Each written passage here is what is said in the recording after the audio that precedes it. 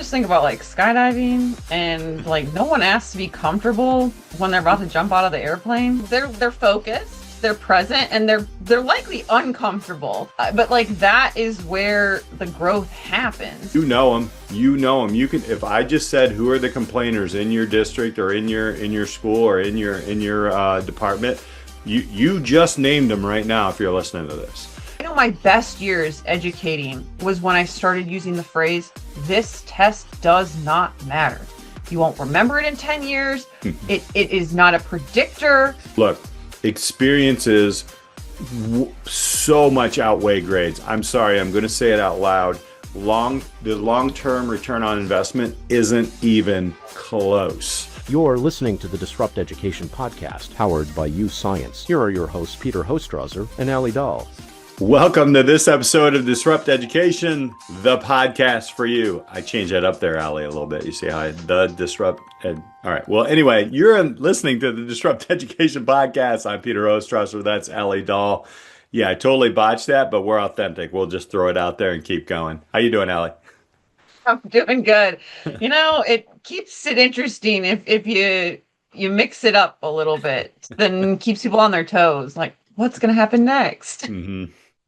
Absolutely. So what's new with you? What's happening it's very late in April as we are recording this, but it's really nice here right now. I'm feeling the vibes. The vibes are good. So there's a lot, there's lots of ways I could go for this. I thought I would take this opportunity to share. By the time this comes out, we'll probably have posted about it, but we have some merch available. I'm wearing one of the items, and so if you view it, and my favorite part is the logo on the sleeve. Nice. Peter, you don't have this one yet, but you can. No, I don't even have it. You guys could have it, and I don't even have it. It's so comfortable. It's a crew neck. We obviously have mugs and notebooks that we always talk about, like writing somewhere around here. I didn't even put it out. It's out here. It's similar to this. This has a different logo on the top, but yes, it looks like these. Yes, a very nice water bottle, travel water bottle, hat. It's a slightly different design than this one. It's this one, which I really like. So there we go. I don't know, just like we've been talking about it. It's on the website. If you are people ask us, I will say, the reason we even went down this route is because, Peter, you shared and that you have some old merch from years ago. And people, when you wear it or your daughter wears it, they're always like, where can I get that? Yeah. Kids in high school love it. It's so funny. It's humbling. I love it. The logo's great. And so if you're like, I really want to disrupt education visually with what you wear or drink out of, and we have cell phone cases. There's just fun little things. T-shirts, obviously. Just check it out. Let us know. And we want it for something fun for you all to enjoy and see. So if you love it, let us know. And there you go. It's live. Good stuff. Now we're getting into the lecture. Yes, I'm going to get into a lecture today after that.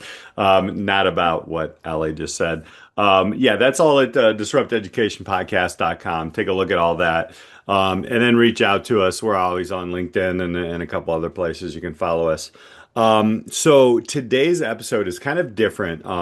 I kind of proposed this to Alli, I don't know when it was, a couple weeks ago. Something happened. Well, this always happens to educators and different things. And we just want to be authentic and really kind of talk about what we hear and see. And hopefully this episode is that one where you share it out, possibly with your class, possibly with your educators. But I'm going to set the stage. We had a construction company come in, a great construction company in the Chicagoland area. They did a wonderful job. They brought an entire panel in. And so they had anywhere from journeymen to project managers to a designer to HR, and they were all up front. And we specifically targeted our woods and engineering courses. And yes, we still have woods. And I trust me, you guys, anybody and everybody should get a wood shop back, for crying out loud. It's amazing. We do some construction and math. We do some all different kinds of things there.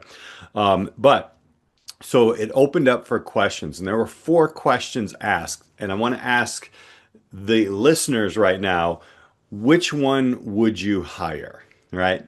The first question was regarding, I'm not going to ask the exact question, but was regarding how much each person potentially could make. The second question was, what is your work-life balance?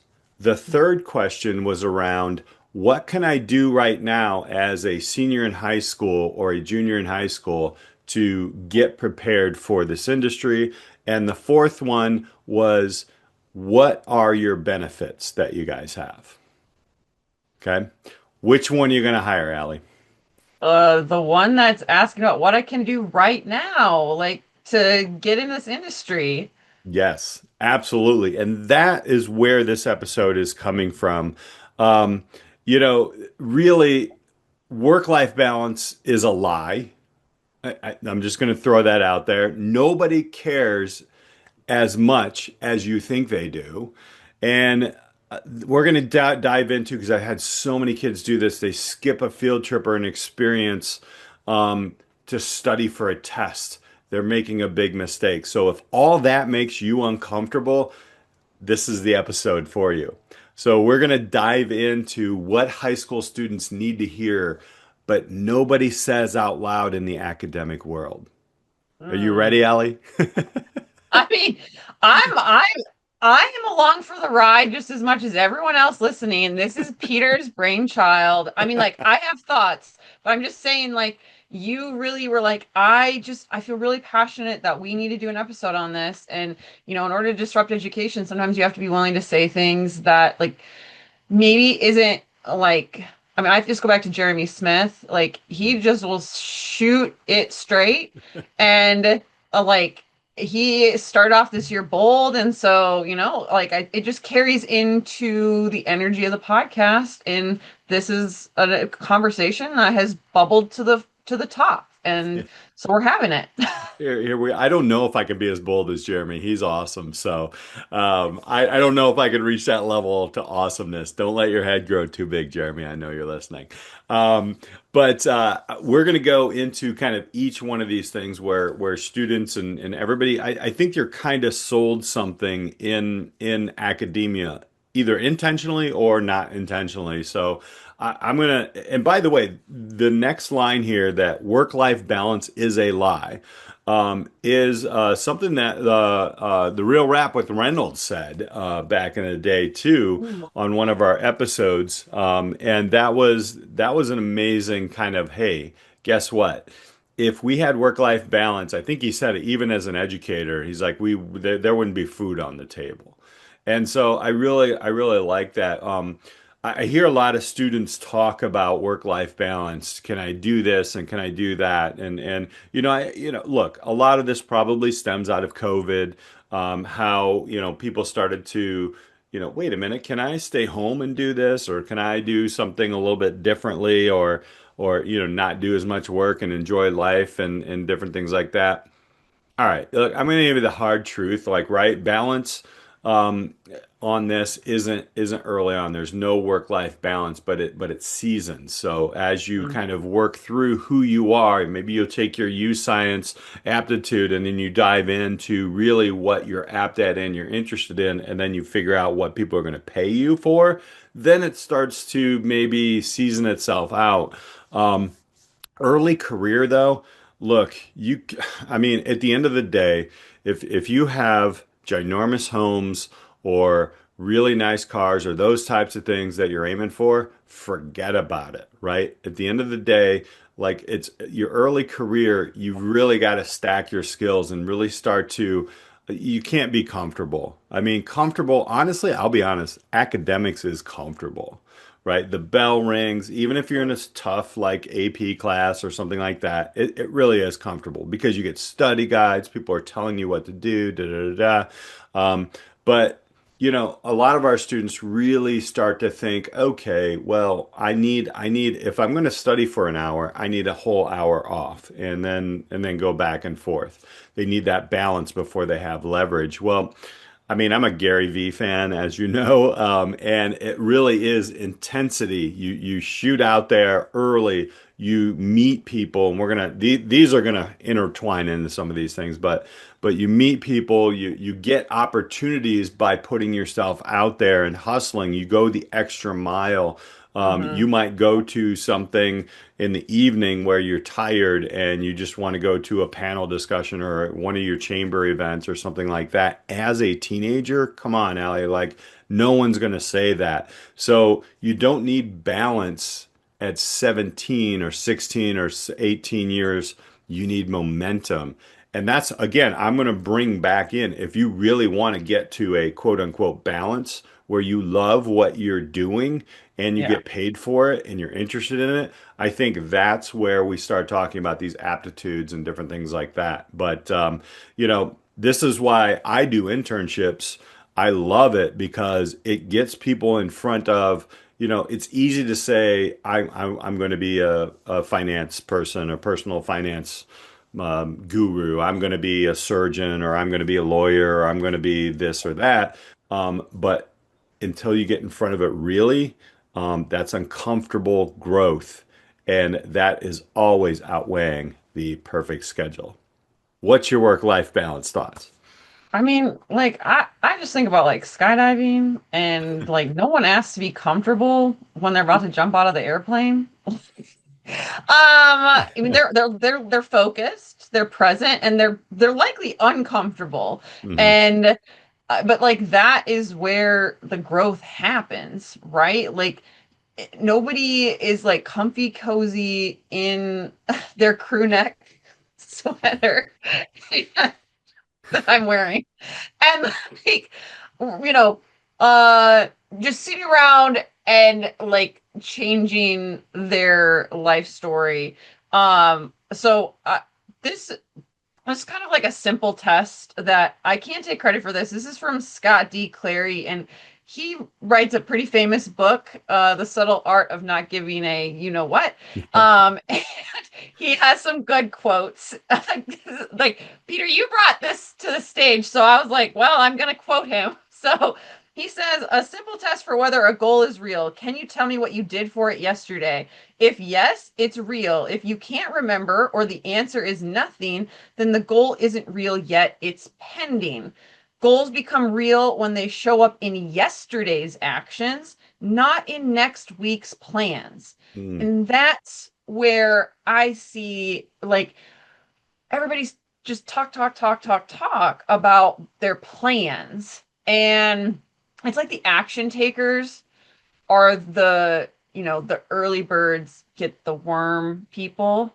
And the other thing I was just thinking about is like I've heard it's another author that I like, uh Eric Baku. I don't know if I'm pronounced right, but he puts out these like funny memes and stuff, and he's like, who decided like, work and all this stuff should start at like 7, 8 a.m. And it's like the early people got up and just like did the work.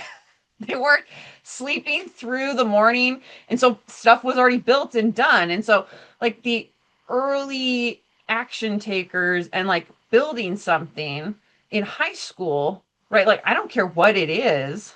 But it's not the test you took last week. Mhm.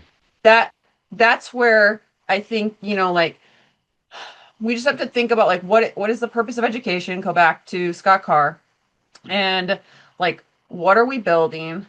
And if you really want to go bold with Jeremy Smith, it's like question everything. Like that's what Yeah. I got out of this conversation is like if you think you have to go a path, like question it. And I'm not saying this to be like, oh, like go and question your teachers and everything they're doing. Like school, play the game while you're in Hmm. high school, but like advocate also for yourself if it's not like helping you build for that next step, right? So that question that you talked about with the construction company coming in and the Hmm. student asking like, what could I be doing right now?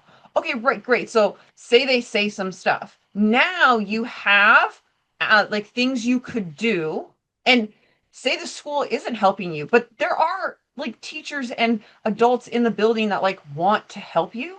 They want to like they have resources, they have ideas, but like Hmm. they cannot read your mind. And so that's where I would say like take the action on like when you get something that like you want to do, you want to like it's a goal and you have action behind it, like that's where you're going to make progress. And it's probably not going to be all balanced and comfortable. Right. Like it's Yeah. just not. Like it's you're probably going to be working nights. You're probably going to be working weekends. Like when you have Hmm. something that's like crystal clear, you want to take action on it because it's exciting. It right? Like that's where the growth is. So Yeah. jump out of the plane. You're not going to be comfortable though. Like just not. Yeah, I actually still can't remember climbing on the strut of the plane because of the adrenaline. But I think I will tell you that it was the person who answered the work-life balance question was a journeyman, and he was awesome. He was like, "Look, at the end of the day, yeah, you know what? I get up at 5 a.m. I go to work." When there is work, and then at the end of the day, I can stay till 5, 6, 7 p.m. if I want to. And usually I do because I'm making extra double time money, et cetera, et cetera. But you have to want it. And I was like, bingo, there you go. And that comes with a lot of different things. Here's the other one that I really, really like. And this is interesting because this is such a difference in academia and professional learning. One of the things that we always work with our students is nobody cares. And we say it like that and they stifle a little bit, but what they need to know is that's their advantage, right? So in the professional world, no one really is coming to save you, but that should be freeing. Just the other day, I heard one of our colleagues on the phone with a parent. Okay. And this is funny, yet real. And I know Jeremy talks about this as well. We're giving Jeremy a lot of Pegasics. Go check him out. He's awesome. But a parent was calling in because their student dropped from a 97% to a 93%. Okay. Nobody cares. Like nobody cares. The parents going to care, the teachers are going to care, the system is going to care, but that won't help you in your life because at the end of the day, I'll be honest, and we talked about this on what makes a great school. We're trying to get the most amount of students to get through and possibly skew the data. There is great inflation, blah, blah, blah. It doesn't really mean anything. Waiting for direction is not the world. Creating direction, just like you said there, Allie, like that is what everybody in the professional world is talking about. That's what they want. I can tell you, ownership is the separator. Do you own your education or do you let somebody else own it? And that's a 16-year habit that if you're in a traditional system all the way through college, and there are some different programs in here, but traditionally they own it and then you have to do it, right? Mm. But in this day and age, people want problem solvers.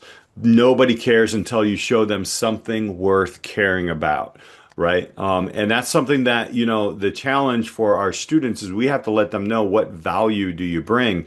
And initially they will tell us, well, I have a XYZ on a test score. I have this GPA. Great, you were sold wrong. I'm sorry. How did you get there? Right? What did you build? What projects have you done? And the other part of that, which is very, very important, is, and we'll get this in a little bit later, but who have you reached out to? Who do you network with? And it's not just any of the educators in the building or the deans or the principal. Those are great people to start, but who is in an industry that you are really, really interested in. And again, like again, it's really funny because like a lot of people think, oh yeah, I mean our teachers do care, but then they get to their first boss and they're like, oh my gosh, I was thrown to the wolves.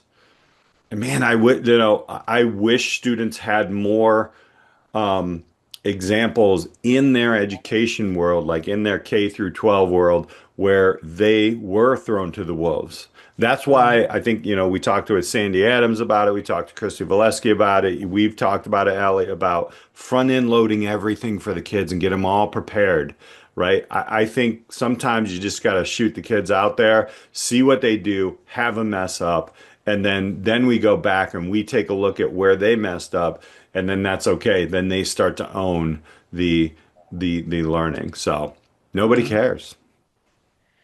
Right. I mean, I think one of the telltale signs is when like students you give them like an open-ended task and they like literally they're so used to being told what to do next that they like completely freeze up. So like Hmm. that's another way to kind of gauge like, are do they own it, right? Or are they just like box checkers, T crossers, I daughters? Because that's what they has been modeled and like that's what they've been told is like the key to success. Like, that it's not organized chaos like Sandra Adams has talked about. It's like very just organized boxes Yeah, right, like right. stacked very Hmm. neatly. And so uh I think in terms of like this is like a bigger picture thing, but I was also when you were talking about this, I came across this Harvard Graduate School of Education. This is from 2023, published a report and surveyed young adults aged 18 to 25. And they found the following and said 58% said they experienced little or no meaning or purpose in their lives. And 50% said not knowing what to do with their lives was damaging to their mental health. Hmm. There's other stuff, but I was like, wow, that's disheartening to like, read. Hmm. You want people like so it's like education, if the purpose isn't clear, like then you're sending people off into the world and it's 50% like said they experienced little or no meaning. So that's when you're saying like no one cares, right? Like it I think it shows up in stuff like that. Like Hmm. an educator can care like in their classroom, but like once a student leaves the classroom and leaves that building, is the care still there? Yeah, right. And that statistic tells me, and I mean you can't control like how people feel and everything, but I do want to point out that point that like nobody cares and like you are the owner of your destiny, so to speak. That's like tough love, a bit, but like it's not showing up in the stats, right? Like if education is this box of care, then nobody would feel that way in the age group of 18 to 25 because they would Hmm. still feel that's where I'm like, okay, so the whole caring thing and purpose thing is being missed by the majority of students. So, how can education get back on track with that? Because I do think Hmm. like one of the things that should really matter in education is like finding some kind of purpose for after. And Right. like the whole college for all completely missed the mark and I think has done more damage than good, that Hmm. messaging. Um, you know, so the other thing I'll just say with this is that like success is a bumpy road. It's like twisty, turny, like I don't know, do people even like go on like Sunday morning drives? Like, is that still a thing? That's a Okay, good like question. I was not a fan. Let me like it's a little story. I was not a fan of like Sunday morning drivers when I was a young person. I'd be like, man, like all the grandmas and grandpas are out. They're like taking their sweet time, like clearly sightseeing with the like the windows down, the convertible, the motorcycle, whatever. And now I can like appreciate the slow, windy road and like what it kind of represents and like Mhm. why you would want to take like a little road trip down a path you might get a little lost on and like, but just you're enjoying the views and everything because like it mimics life. Like good things take time. You can't see where all of the twists and the turns in the road are going to take you. But like, if you have no purpose and you're going nowhere, but if you have purpose, like the twists and turns don't matter because like Mhm. success takes time. A good road trip takes time. And like, that's the other thing is that like sometimes success takes a lot longer than you think, Yeah. right? Like, Peter, you thought the podcast was going to disrupt education in like what, like a year or less originally? I have probably a week. We're 10 years in, people. Yeah, Okay. people Like, didn't care about those first couple years, I'll be honest. yeah. So it takes time. You like literally, you didn't know when you started this podcast that we were going to meet randomly on LinkedIn. Yep. I was going to be a guest and then you were gonna ask me to speak for you on a conference that you couldn't make, and then I Hmm. came back from that, and then we started this mini series that just kept going and going until now we're podcasting together 4 years later. Like, Hmm. I Hmm. guarantee that wasn't on your bingo card when you started the Disrupt Education podcast. There was just one big bonus star in the middle. That's all I thought was on my bingo card. On that note, it was interesting because what I thought like people cared about in this whole piece when I started the Disrupt Education podcast. Your name actually came up in a conversation I was having with a younger guy that I'm mentoring, and we had actually coffee today, and it was like when we branched out or I branched out, you brought a different lens that really started to force me to see things different way. Started suggesting things, and then as we moved together, we really got into a way where you know Allie is not afraid of telling me, look, I don't think people are going to care about this, but what if we do this or go that way? Um, and it's not like we're yelling at each other, but that balance is very important. If you have a bunch of people around you just telling you you're great and blah blah blah, they're probably lying. And you need somebody who there is going to check you a little bit, make you a little uncomfortable, give you some different ideas and challenges. And actually, big shout out to Allie because you've done that for me, and this entire podcast. But school really is not that person unless you have that one teacher, right? A lot of people will go off and into the next level of their education. They'll remember the hardest teacher they had, and they probably hated that person then, but they might appreciate them later. So it's kind of a long game piece. And the purpose pieces goes back into several different things that we've talked about. Definitely like aptitudes, and I keep going back to aptitudes because that's really like that's so important to really understanding who you are and those types of things. But the purpose, what's your purpose? That's a Scott Carr line, man. Like that's what he was talking about when he's up in Wisconsin, doing a lot of work up there. That purpose thing. Um, and so, like, I want to go back into like now the ROI. So we said work-life balance is a myth. Um, Nobody cares, and that is your superpower. Once you figure that out, before I go into the next one in the long-term ROI, we do have interns. Even this semester, we had an intern that was kind of thrown to the wolves in a corporate environment. And she figured it out. She's like, I figured out I had to bring my value. I had to voice up. I had to do things and take initiative, and then start to build my own social capital. And that's exactly what needed to happen. I mean, I can't teach that in the classroom, No. because it's probably not going to go that, you don't learn to ride a bike by reading a book or taking a test on it. You don't learn to swim by not getting in the water. So that's what she did. But then, we're there to coach. So I think these models are really CTE models and the experiential work-based learning models that we're constantly talking about here is so important. This episode of the Disrupt Education podcast is brought to you by UScience BrightPath, the next generation platform helping students make personalized decisions as they move from education to career. If we truly want students prepared for life after high school, we can't rely on outdated, interest-only guidance to navigate a dynamic career future. UScience starts with aptitude discovery, helping students build a deeper understanding of who they are and how they're wired to succeed.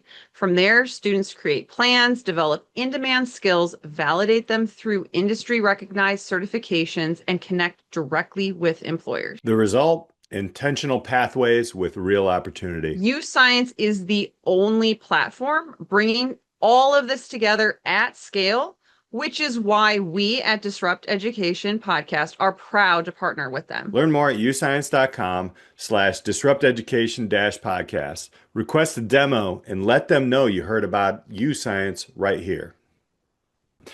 One thing that I really started to recognize just right after COVID, post-COVID, was there was a trend, and I don't know if this is trending that high anymore. I think it depends on what kind of educational community you're in. But students would back out of field trips. And I think you remember these conversations back when I was at my previous school.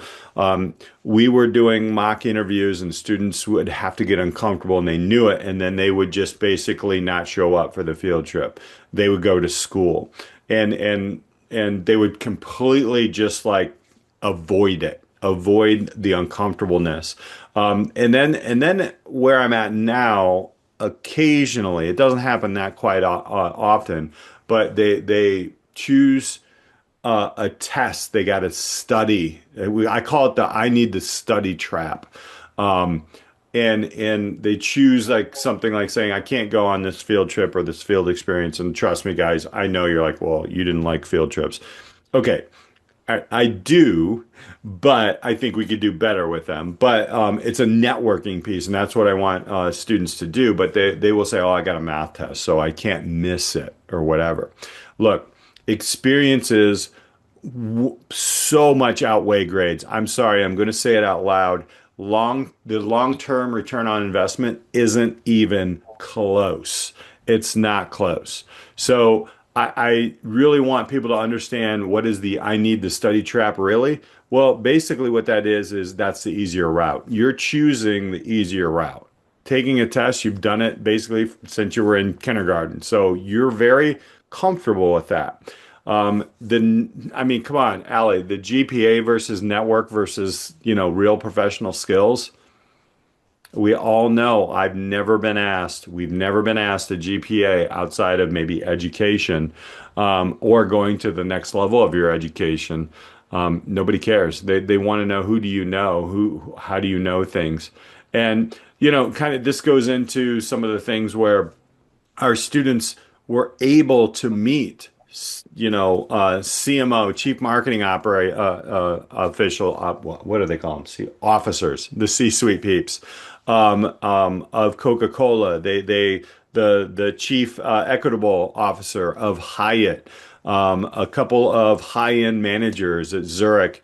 Coming to our chamber events, they are able to shake hands with community leaders, and all that because they did not stay for a test that no one's going to remember anyway.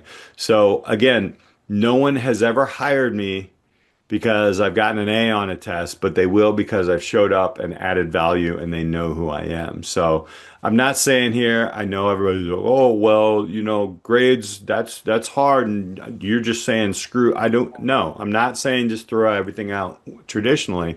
I am saying don't miss the moments that could actually change your life. A test isn't always going to do that. So. And a test can be made up a different day, different hour. Like the field trip probably has a set time and And like, okay, if the school is just going to like the science museum, yeah, I mean like you could go. They Hmm. probably had special stuff pulled out though for that, and or like a mock interview though, where you are literally getting feedback from professionals.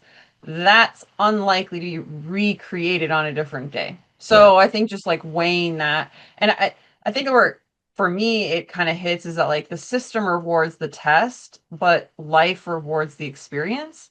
And it's just, it's that bigger picture piece that I think when I'm thinking about like, okay, if a student was listening to this podcast, if you're a parent of a student or you're an educator and you could just like help a student see beyond the walls or beyond the test, beyond the score, and just try to frame out like what really matters post high school, it can, that is really where purpose and ownership and all this stuff can begin to develop, because like it does come down to like people are products of the system that they're in, like they're playing the game of school Hmm. if they're really Hmm. good at it, and they might not even know that it doesn't matter like legitimately. And so it's just a wake up call to put on like the bigger picture frame, and also prevent or uh also make sure you're presenting that to students, Hmm. right? Like I know my best years educating was when I started using the phrase, this test does not matter. You won't remember it in 10 years. It is not a predictor. It literally gives you no information other than the snapshot of time when you took it. It is a standalone data point. It has no predictive power. It cannot tell you what you're going to do tomorrow. And I was like, release everything then from this test. Just show me what you know, because we're going to take a test. That's a requirement of this course. And like, you're going to show me what you've learned, and then we're going to move forward. That's Hmm. it. Like, right. Like, I always said that chemistry was the vehicle in which I could help students learn about the world around them. Like, it was just the mode of transportation that I happen to be good at. And like, any educator can do that. And you'd be so disruptive in a very impactful way, is just pulling the veil back of like, why are we here, and like what's the bigger purpose, because students would be like, man, that was so releasing for all my other classes, like, and they tended to do better anyway. Like the pressure's off, right? I'm like, everything was better when I would frame anything outside of the classroom walls, even when I was in the classroom walls. And it still applies. Like when I'm subbing, and the kids are just like working on a worksheet, I just like dig in so hard into like what they're doing and like why they're doing it, why they think it's important, and and just try to frame stuff outside of where they're at and let Hmm. them know, hey, the world is out there and it's not just this classroom. Yeah. Yeah, absolutely. We have an episode on you subbing somewhere. It's back in the day. I'll see if I can dig that one up. That's a great episode as well when you kind of dig it. You'd be the best sub ever. I totally want you to come to Illinois and sub. That'd be awesome. So, so kind of going back through these, right? Number one, again, where work-life balance is a lie. If you want it, you got to go get it. It's my Mamba mentality. Not mine, but that's obviously Kobe Bryant's. But I love that book. Secondly, thing again is nobody cares, and that's your advantage. We just got through. Choose the field trip over the test.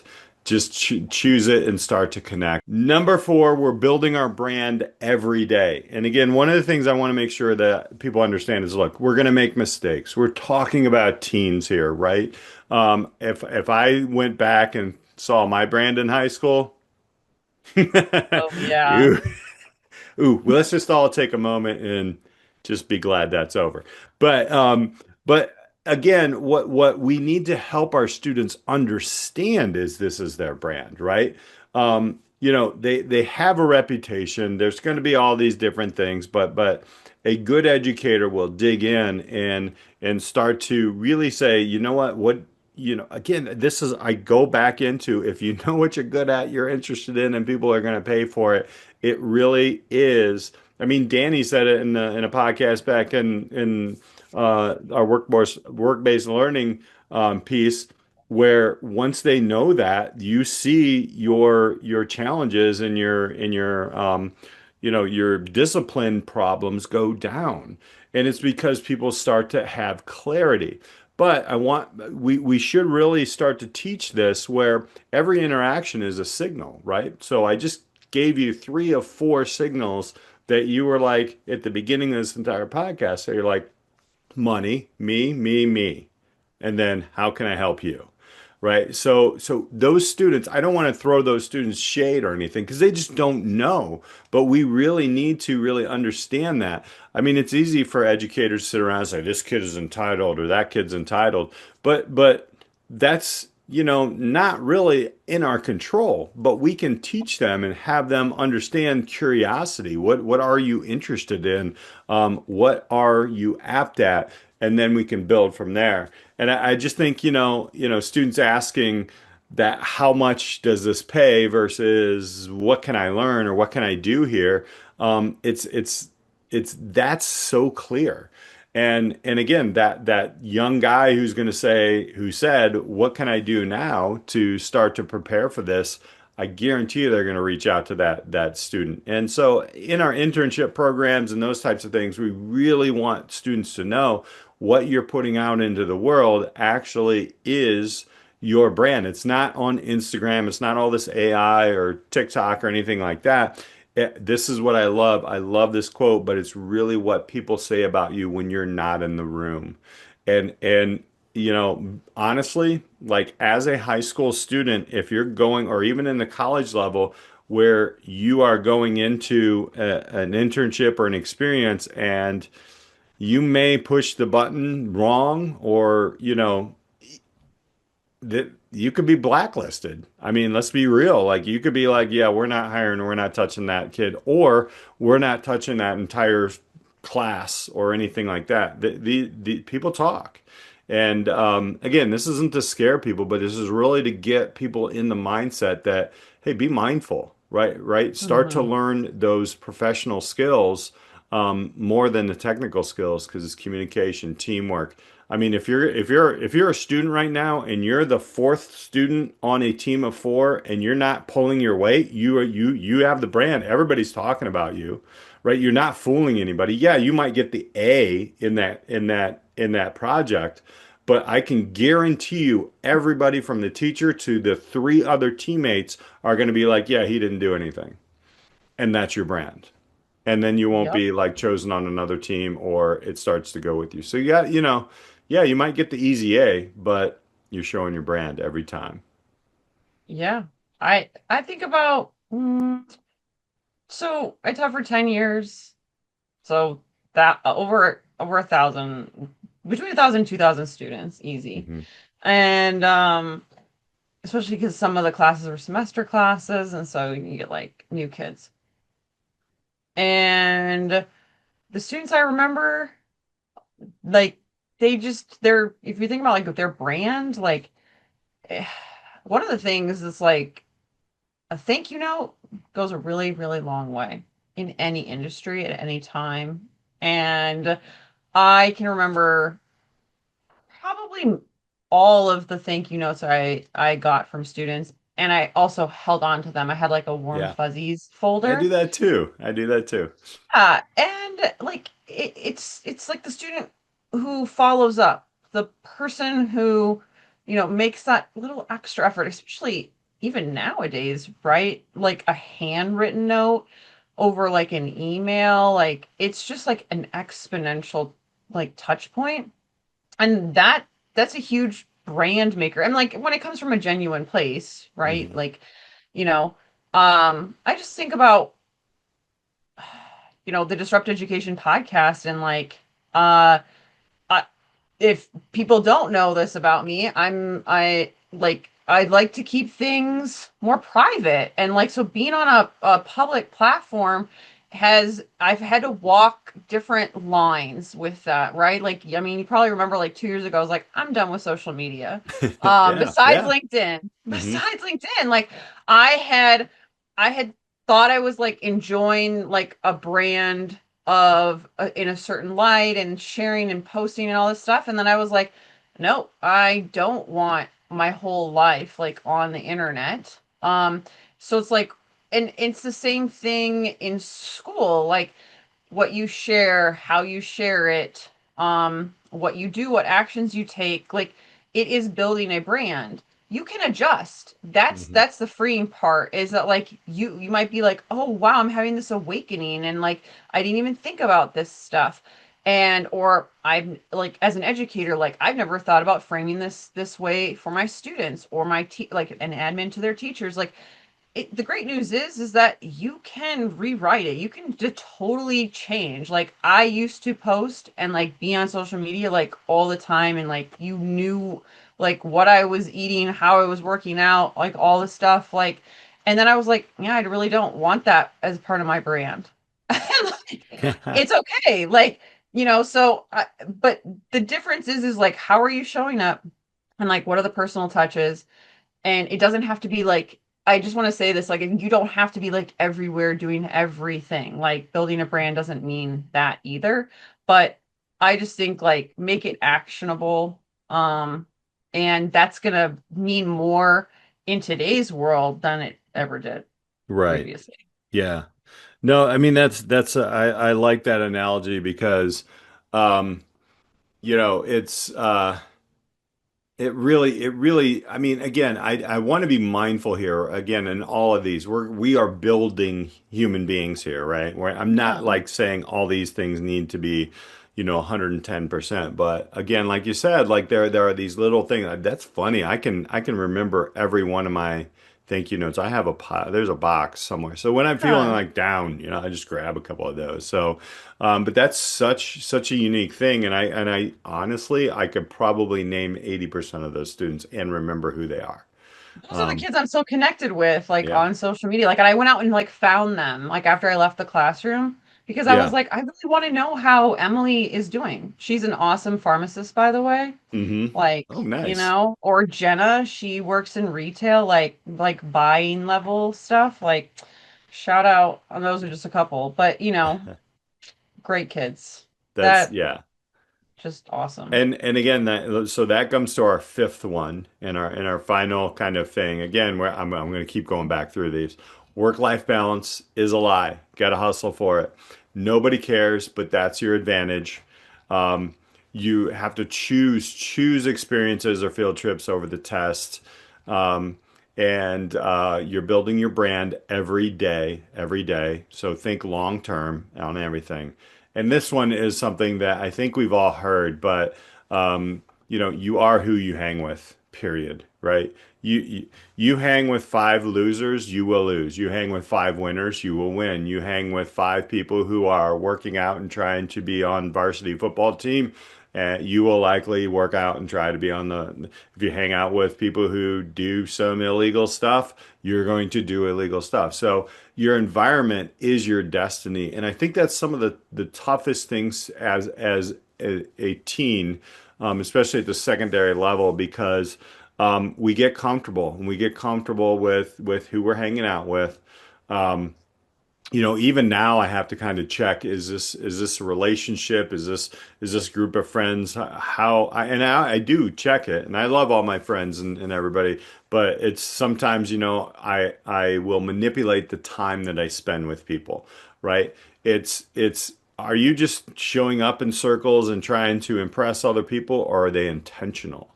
Right? And I don't mean like using people or anything like that. I mean just learning. And honestly, Allie, we've gotten to some crazy awesome circles with some awesome educators. And every time we have our meetings, I feel like the dumbest person in the room. And I love it. I love it. I don't even speak sometimes. I'm like, I know I'm talking on the podcast all the time, but it's like, I just got to hear this and enjoy and understand. There are people at levels in education that I've never been to. I've talked to people in those levels on a very, very basic level of conversations, but in this group we go deep, and it is interesting, and it's uncomfortable. It is uncomfortable because those conversations are actually things that I don't understand. In my instinct, my ego will say something to act like you understand, but I don't. And so at different levels, when people are talking, and there's a couple people in that group that are at a very much higher level than me in education, I feel inferior, and I have to get over that. But that's the change, man. You gotta feed off of people's energy as well. Sometimes I don't know how some of that group, and we'll talk about them later, but like, oh my gosh, like the energy of y'all, even you, like Allie, sometimes you guys are in a group chat and it's like, I'm in bed, man. These peeps are still going. And then the next morning before I get up, there's chats in the morning. I'm like, you guys, no. But it's that energy, right? Are you hanging out with complainers or builders? And even as educators, right? Like you know them. You can, if I just said who are the complainers in your district or in your school or in your department, you just named them right now if you're listening to this. And that's it. So don't try to argue, don't try to change. That's out of your control. Hang around with the builders. And then again, I mean, one of the things that students underestimate is peer influence, like massively. I did, I think a lot of people do, but I think again, we're just suggesting, look, how can we help students or younger people understand this? Well, first we got to understand it ourselves. So, but if your circle doesn't build you, uh, you won't either. Like you won't build. And I can't remember the quote. Somebody's going to help me out with this. It's a Nipsey Hussle quote. I love his quotes. He's got quotes all over the place. But basically, it's like if your crew around you is not building you up, you're in a prison, basically. Like they're bars, they're around you or something like that. So it's a terrible, I just botched that quote. I will try to find it somewhere, but I know you guys can look at it. He's such an eloquent like person when it comes to those things. But our actionable steps here is like really, find one person that is doing a little bit more than you. Like think about it, like in sports, right? Like you put the number one setter in front of you in volleyball, and you're maybe like third down, hang out with that person, try to figure out, kind of work with them. Same thing with people in classrooms and different things like that. Spend less time with people going nowhere. All right. I've seen it before, Allie. I've seen student groups really start to build after school in groups that are not in clubs. That's amazing. That's the kind of stuff I'm talking about. Absolutely. Yeah. I think just and emphasizing like where schools can get this right is, we had an episode not too long ago around social capital, and Hmm. Christy Vleski really dived in to a lot of the research and how important that is. And so, not every student has access to the same circles. And so as educators and those of us, in this field, we can't miss that intentionality, and we need to create like those connections for students, because like who they hang out with and who they're like exposed to, it is, all the research says that high school is the pivotal time. And so we got to get that right. But on like the adult side too, right? Like, Yeah. so it's really important who you surround yourself with. And then it's really important that education is also focused on that for students, because it can help or hurt someone's ability to have a livable wage, change their socioeconomic status, and like that. I mean, I'm still shocked by that research and Yeah. everything. And but it's that's the urgency that really like drives me to be like, it matters. It matters right now, especially for those students in high school. Beyond it, yeah, for just in terms of the connections you make matter, and the Hmm. people you're in the room with matter, and that includes adults. Yeah, absolutely. Again, this is supposed to make you feel uncomfortable because this stuff is uncomfortable. But I think as educators, we can do a better job of helping our students understand these as well. But if you are a student or a younger professional, again, work-life balance, it's you got to hustle for it. It does not start out at all early. Maybe later in your life, maybe not. Again, nobody cares in school. We do because we're paid to. And by the way, we are here to try to move you forward because we have to care. But at the end of the day, there are no bells in life, and you're pretty much on your own, but that's your advantage. Take that and run with it. Always choose experiences over the test. It's not that important, okay? I know, yeah, you might get an A minus instead of an A because you went on experience, but you might have that test will never change your life long term. You potentially could on field trips and connecting with people. Remember that we have to help ourselves understand as well as educators, as well as our students, but you're building your brand every day. You're allowed to mess up these things up, folks. It's okay. You're going to, but just be mindful and sending that signal. And then again, at the end of the day, if you feel like you're stuck or not going anywhere, the first place you look is who are you hanging out with? Who are the people that are around you? And again, a lot of this is cliche, but the challenge right now is stop waiting for permission, right? You can control all of these things as anybody, whether you're a student, an educator, whatever, a professional, a parent. Like you don't have to wait for permission to start changing these things, right? It'll be uncomfortable because you'll probably piss some people off. Oh well, they're probably not on your in your corner anyway. Start building things. Build things that matter to you and try things.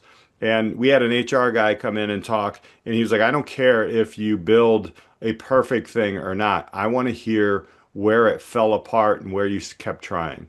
That was huge. And that's something that we need to help maybe change some things and disrupt education that way. And again, look, uncomfortable opportunities, man. Put yourself out there, ask questions to people who are in positions that you might be interested in or you might be apt at. They are uncomfortable, but you may think that you're bugging people. You're not. You're not. Trust me, you're not. And if they think you're bugging and you're truly curious, you don't need to talk to them anyway. But that's where we are. And I think right now, look, students, right now, and I know we're coming up on the end of the year as we're recording this, and there's a lot of pressures and a lot of changes that come up. Your future is not decided by your grades. There are some opportunities that are open by grades, but your entire future is not.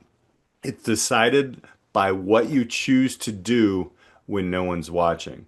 And, well, if you're not watching this, I don't know where to go with that. I tried something there and it didn't work, Allie. But that's cool. So, what are your final thoughts on our things there to hey, these are the reels, the things that our students are not always hearing.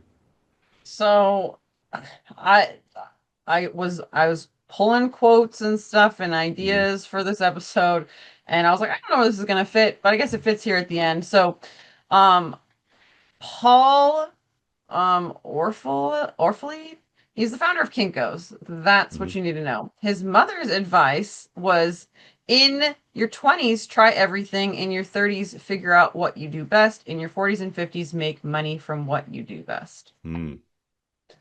Like, you know, now try everything is a bit much, especially if you have like like a young family and you got to make money and everything. But like, I just back that up to your teenage years. Like, try stuff. And if you don't know, like, interests are ephemeral, Jason Van Ness, Mhm. and like, learn what you're apt at. U Science is a great place to try that. And then like match it with careers that you've never heard of. Go shadow, go make phone calls, like send the follow-up email, make it happen, try stuff out, and then build from there, because that is where, like, you're gonna be uncomfortable. Like, you're not supposed to be comfortable. Like, just go skydiving, and then you'll be motivated to do everything. That's a shirt right there. You need to wear that every time you skydive. Listen, But folks. Yeah. asterisks, Yes, you don't yes. actually have to. Yeah. Listen, folks, thank you so much. We hope this helped you. It's the real. We're here to disrupt education. We know there's a lot of great things in the traditional system, but we can do way better and disrupt it. We feel like these are things that not just students, but everybody needs to hear. We need to say them out loud and to be better human beings. So, for Alli Dahl, I'm Peter Hostrawser. Thank you so much for hanging out with us. Go tell the truth. Let's go find some ways to disrupt education more. We'll talk to you later. Thanks for tuning in to the Disrupt Education podcast. If this episode sparked an idea, challenged your thinking, or helped you see education differently, well, that's exactly why we're here. We're highlighting real stories and bold ideas shaping the future of learning. A quick thank you to our sponsor, UScience BrightPath, the next generation platform helping students make personalized decisions as they move from education to career. If you're serious about connecting students to real opportunity, head to uScience.com/disrupt education-podcast. Request a demo and let them know you heard about UScience right here on the Disrupt Education podcast. For more episodes and clips and ways to connect, you can always visit disrupteducationpodcast.com. I'm Peter Hostrawser. Keep disrupting. We'll see you next time on the podcast.